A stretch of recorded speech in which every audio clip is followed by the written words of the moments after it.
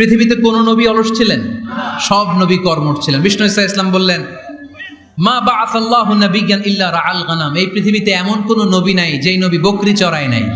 সাহাবারা বললেন, ইয়া রাসূলুল্লাহ আনতা কাযালিক, আপনিও ছাগল চড়াইছেন?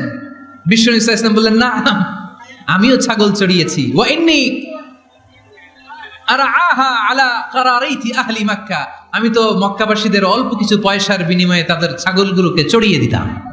সুবহানাল্লাহ পড়বেন না? বিষ্ণু ইসা ইসলাম ছাগল চড়াতেন। ছাগল চড়ানো সহজ কাজ না কঠিন কাজ? কি মহিমা! আল্লাহ তাআলা পৃথিবীর সবচেয়ে শ্রেষ্ঠতম মানুষদেরকে ছাগল চড়িয়ে ছেড়েছেন, ঠিক কিনা?